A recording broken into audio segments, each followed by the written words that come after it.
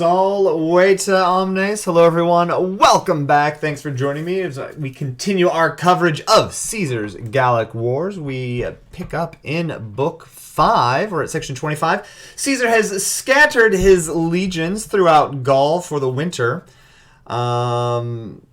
There's a shortage of grain due to drought, and so not able to set them up in the typical kind of defensive array that he might normally do. So they're a bit more spread out, a little bit farther away from each other, which could lead to some problems. So let's see just how that turns out.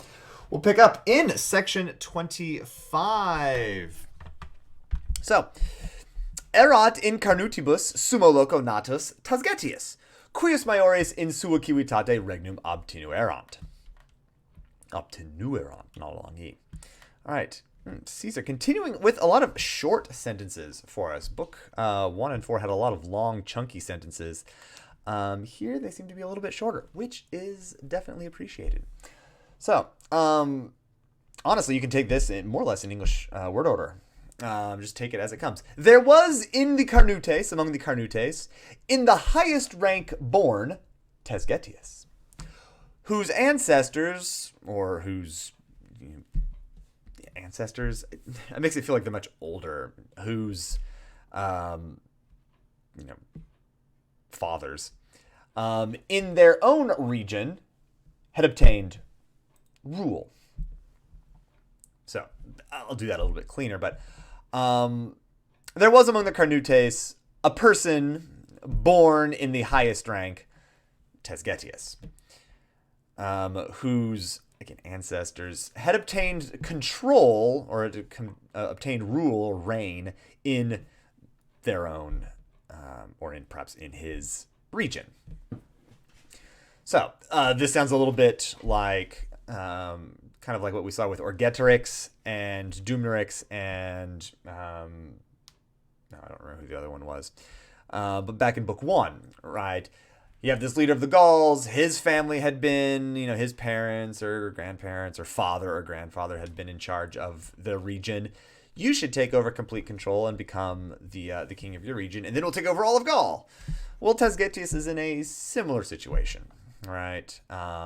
He's born a very high rank.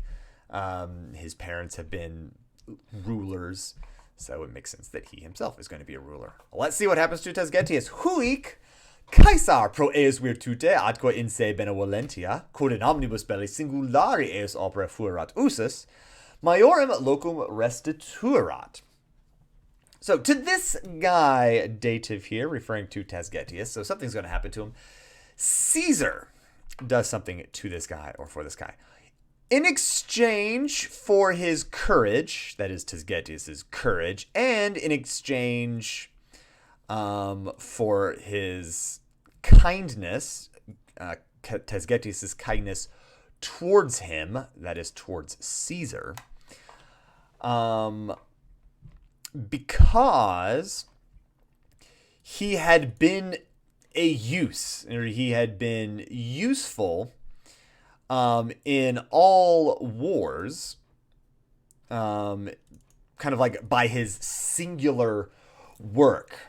And I think singulari here, the idea is it's outstanding. So it is singular in that it stands out. Not that he's only doing one thing, or not that he's the only one doing it, but that he is doing it the best.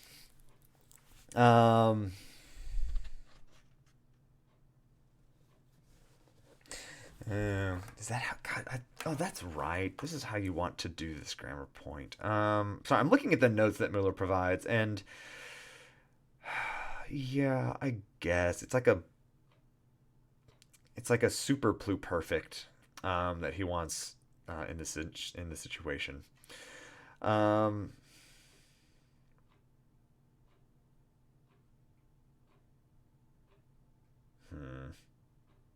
Yeah. So Fueratus, as I said, he had been a use, or he had been useful in all battles. Miller suggests that this is actually usus erat, the pluperfect form of the deponent verb utor, utor, usi, usus sum. That's the perfect tense, right? Usus est. Then usus erat would be pluperfect, but this is superperfect, where fuerat is pluperfect because this ultimately needs to take place before this pluperfect tense. So in this case, Caesar had used his remarkable effort, his remarkable work in all battles. Opera ablative here as the object of this special deponent usus.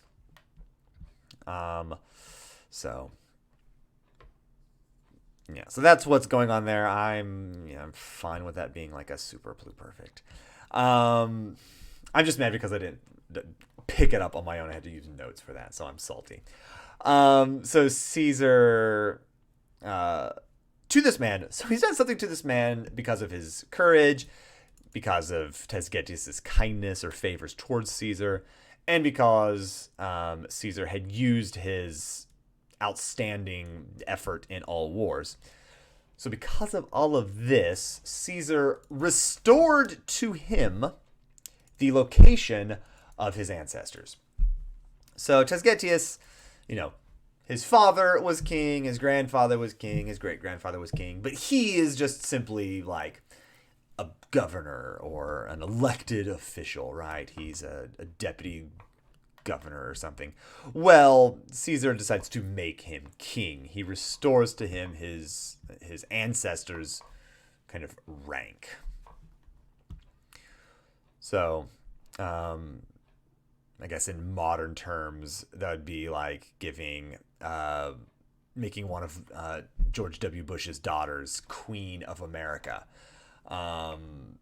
Or just installing her as president, right? Well, your father was president, and your father's father was president, so you too should be president.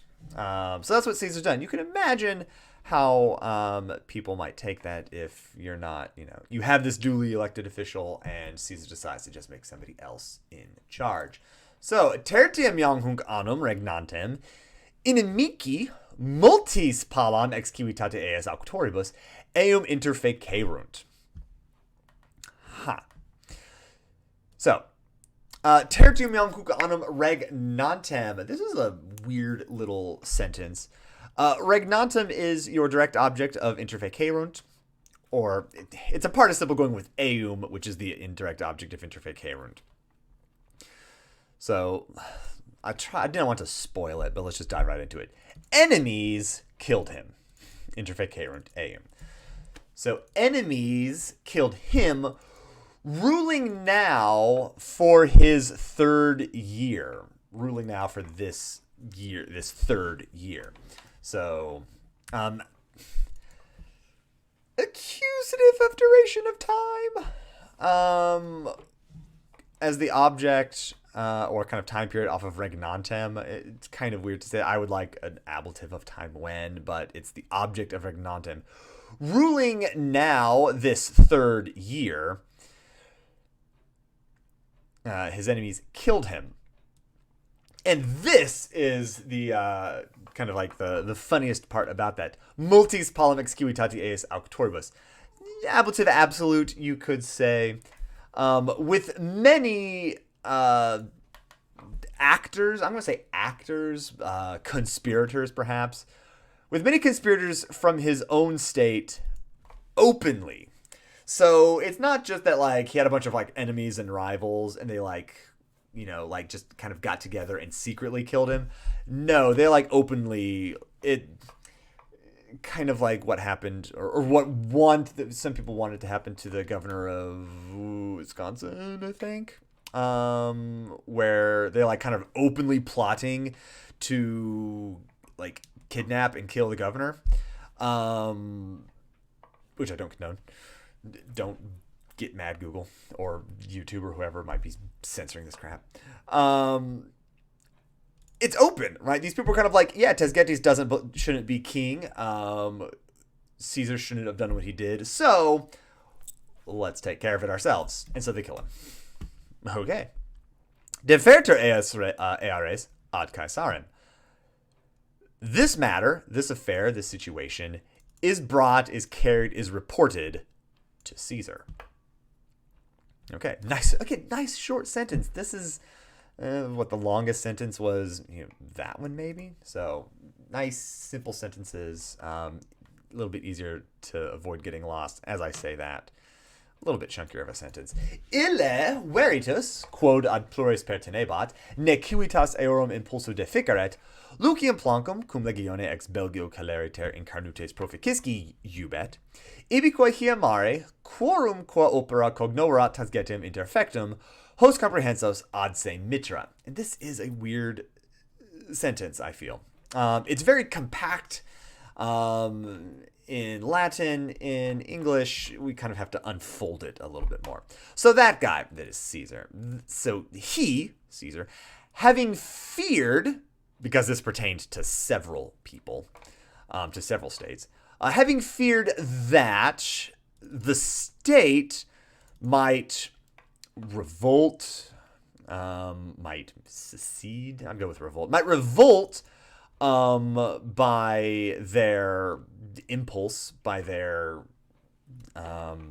attack, by their influence, not quite influence, but yeah, by their coercion or something.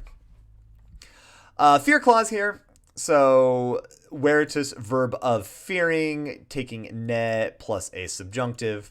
So verb of fearing, we don't treat ne as a negative. He was afraid that the state would revolt. He wasn't afraid that the state wouldn't revolt. He was afraid, in fact, that they would. And what's happening here is it's actually two separate clauses. He was afraid. And then you get this negative kind of Caesar's wish. May the state not revolt. But over time in Latin, it combines into one clause that doesn't really change the grammar, but it kind of changes the understanding.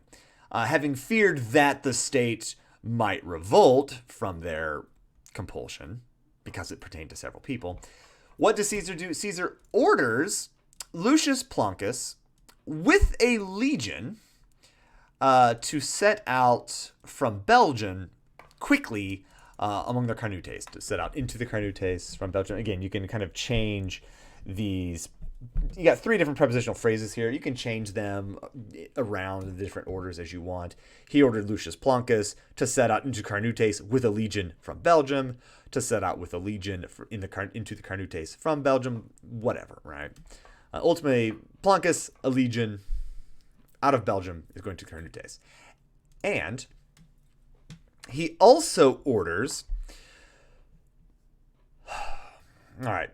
I've got to work myself up for this because it all gets very tangled. He orders Plancus to winter there and to send to him those people having been arrested.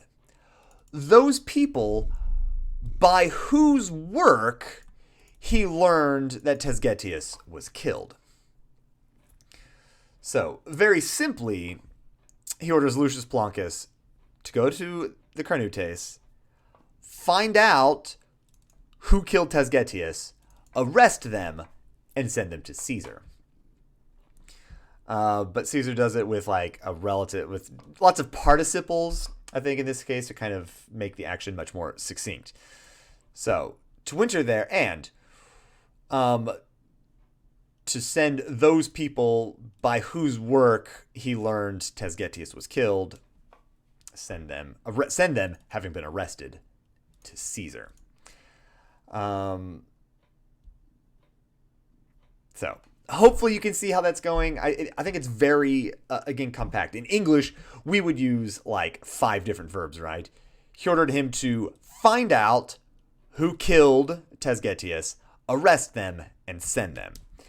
Caesar just uses a participle and a relative clause with another participle and verb in it, and it makes sense. It works. It's just kind of I think hairy for a non-native speaker. In the meantime, ab omnibus, or interim, ab omnibus legatis quaestoreque quibus legionis tradiderat, certior factus est in Hiberna proventum locumque Hibernis esse munitum. In the meantime, he was made more certain, or he learned, or he was informed by all of the legates and the quaestor, like I think it's a rank below the legate, by all of those people to whom, this is a dative as the indirect object of tradiderat, to whom he had given legions. So he learned from all of them that indirect statement that literally it was arrived in the winter camps, or they arrived in the winter camps, and that the location had been fortified for the winter camps. Which is what, back in 24, he was staying in Gaul for, right? He decided to stay in Gaul until everyone was settled. And so now he has learned that everyone has been settled. Let's continue into 26. Diebus circiter quindecem, quibus in Hiberna ventum est, initium repetini tumultus ac defectionis ortum est, ab ambiorge et catavulco, qui, cum ad fines regni sui Sabino cotaeque praesto fuissent, frumentumque in Hiberna comportavisent, indutio mare treveri nuntiis impulsi suos concitaverunt subitoque oppressis lignatoribus magna mano ad castrorum appugnatum venerunt. Okay, so now we get a nice long sentence. So we start off with an ablative of time. And when I teach ablatives, I teach them in two very simple features. You have an ablative of time when, and you have an accusative of duration of time. However, there's another use of the ablative, and that's the ablative of time within which. So it's still kind of an ablative of time when, but the idea is it's kind of a time period when, as opposed to, so it's not like a duration, it's kind of like more a ballpark estimate, if you will. So it's kind of like, so like on around the 15th day, or in around 15 days, or perhaps in 15 days or so, in which it was come into the winter camps. Again, Caesar likes to use this passive form of an intransitive verb. So in around 15 days, like from when they arrived in the winter camps, the beginning of a sudden riot and revolt arose. Ortum est, deponent verb, initium negative, neuter nominative singular. Repetini, tumultus, and defectionis, all genitives. So the beginning of a sudden revolt, or riot and revolt, arose, or began, sprang up, ab ambiorige et catavulco, sprang up from Ambiorix and Catavulcus, who we mentioned above, right? I think they were mentioned above. Yeah, Ambiorix and Catavulcus. So who are these people? Ambiorix and Catavulcus, who, we get a cum clause here. Let's just start with when. When they had brought, let's see. I guess I'll go with fuissent. When they had been present, praesto fuissent, when they had been present at the borders of their kingdom for Sabinus and Cata. So they were present for them, or I think the note says to translate quick, when they had gone to meet. When they had gone to meet Sabinus and Cata at the borders of their kingdom. And when they had brought grain into the winter camps, compelled by the messengers of Indutio Maris, the Treverin. So I believe Indutio Maris is a name, and Treverin is his nationality. Compelled by them, they incited their own men, or kind of roused their own men, and they came to attack the camp ad castra appugnatum.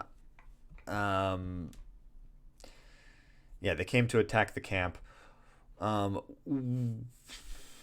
suddenly, and with a great, and with the, I'm mucking this up terribly. And with a great, or with the wood gatherers oppressed or besieged by a great band of soldiers. I'm going to fix this now. All right. First of all, I want to go back to the cum clause. I translate as when. You can never go wrong translating a cum clause as when, but it might make more sense in this instance to translate cum as although. Because they've gone to meet Sabinus and Cotta, which is a more friendly act. And they have even brought grain into the winter camps, as they've been ordered to do, which again is a subservient act. So they've done all these things to kind of show submission to Ambiorix and Catuvolcus, but they're still going to cause this riot or revolt. And so I think it's better as like a cum adversative. So who, even though they had gone to meet Sabinus and Cotta at their borders, and even though they had brought grain into the camp, they still kind of roused their own men, having been compelled or kind of spurred on by the messengers of Indutio Maris. And they came, and Appugnatum here is a supine. They came to attack. So they came to the camps to attack suddenly. So they came suddenly, or they came to attack suddenly. You can also put subito with oppressis, I guess. So they roused their men, and with the wood gatherers suddenly oppressed, they came with a large band to the camps to attack it. Again, you have some options on how you want to, I would say, arrange these things. It's important to know how they're being used. So I think this part hopefully all made sense, but I'm kind of keep mucking up this previous part. Subito is an adverb, suddenly. You could take it with oppressis, which I think is probably more likely just because of proximity. However, I don't think it's wrong or terribly wrong to take it with appugnatum or venerunt and act as kind of a bracketing feature. So, subito, you can take it with a couple places. I might put it with oppressis lignatoribus just because, again, of proximity. This is an ablative absolute, oppressis lignatoribus, with the wood gatherers besieged. This sort of thing happened similarly in 24, when they were gathering wheat and they were ambushed by the Britons. It's a similar sort of thing. The Romans are out gathering wood to fortify the camps, firewood, making walls, repairing shields or something. So with them suddenly oppressed or besieged. So that's an ablative absolute. Magna manu is an ablative phrase with a great band. This could be, I think you can make this the ablative of means, going with oppressis. They were oppressed by a large band of men.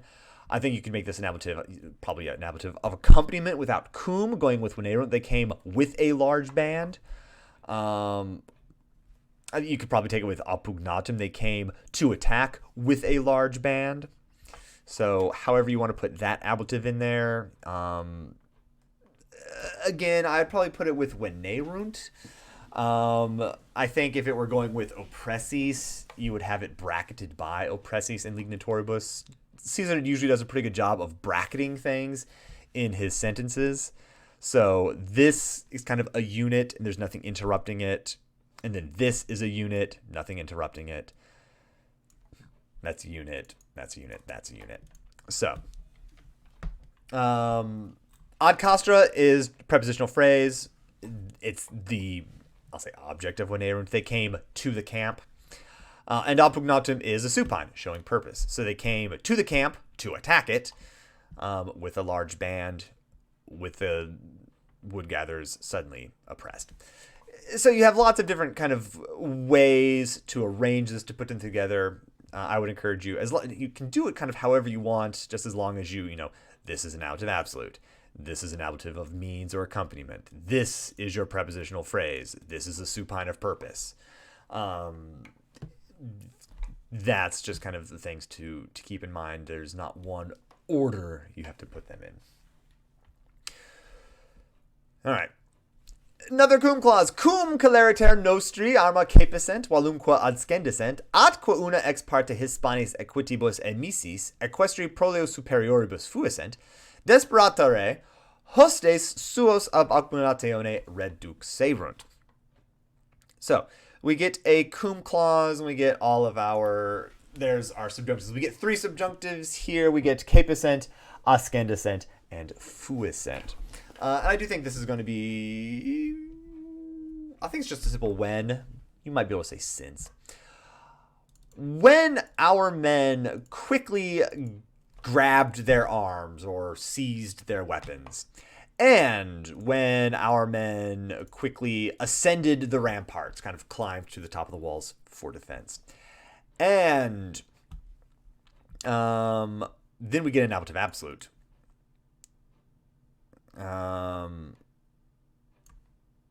With Spanish cavalry, Hispanis equitus, with the Spanish cavalry sent out from one side, una ex parte, with them sent out on one side, when the equestrians, when the knights had been superior in battle, when they had been victorious in battle. And I think these are all cum clauses. You can all say when. I think you could also say since. Since our men quickly grabbed their arms and quickly mounted the ramparts, and since the equestrians, since the knights had been victorious in battle with the Spanish cavalry sent out in one part, with that being the case, the enemy brought back their men. I think hostes is nominative and suos is accusative here. The enemy led their men back from the fight, or they retreated from the fight, or from the attack, really. And then you get an ablative absolute, with the matter despaired of. So they realize they're not going to win, so they retreat. You can translate it at the beginning, you can translate it at the end. Ultimately, desperata re is kind of explained by the whole cum clause, right? With the matter despaired of, since our men had quickly gathered their weapons, mounted the ramparts, and been victorious in battle. So, the Britons attack. Death to the Romans. They're better than us. Run away. Tum sua more conclamaverunt uti aliqui ex nostris ad colloquium proderet. Habere sese, quade re communi dicere velent, quibus rebus controversias minui posse sperarent. All right. Then they shouted in their manner, ablative of manner. I think they shouted in their manner, or perhaps like as is their custom, that, and this is going to be uti and ut are the same, so it's going to be ut plus a subjunctive. I think this is going to be an indirect command. So they shouted that someone from us, or someone from our men, someone from our soldiers, should come forward to speak, should come forward to a meeting. Ad colloquium, just odd plus an accusative to show where. They're going to come to this colloquium, to this convention or meeting. So they shouted that someone from our men should come forward to this speech. So that's the indirect command. And then you get an indirect statement right after that. And you can see how this would have been the original quote would be, and I'll translate the indirect statement, and then I'll show you how it would be done, kind of how it is done, how it would have been done directly. So they shouted that somebody from our group should come forward to the speech. And they shouted that they had something which they wanted to say concerning the common affair. That is, the whole them fighting each other. They had something they wanted to say. and like by which things that they wanted to say, by which things they hoped that their controversies, their disagreements, their battles, really, or arguments. What is it when nations have arguments? They hope that these disagreements were able to be lessened. Passive infinitive. So, if you were shouting this out loud, the first sentence would be something like, send somebody forward. Send somebody out here. So they shouted that somebody should come forward. So, come forward, somebody. And then the indirect statement. We have something that we would like to say concerning the current events, with which we hope to be able to kind of quell this disagreement. That's the direct statement, right? And then they shouted that somebody should come forward. And then that they had something to say. So, we're going to have this nice chat. And that is what 27 is. And look at that nice chunky sentence or chunky passage. So we will do that for the next video. But thank you again for joining me for sections 25 and 26. As always, if you have any questions, feel free to put them in the comments down below. Send me an email or hit me up in class. If you're not a student, then, or at least not one of my students, then feel free to like, comment, and subscribe. Click that bell, all the YouTube things. Once again, thanks for joining me. I will see you in the next video. Later.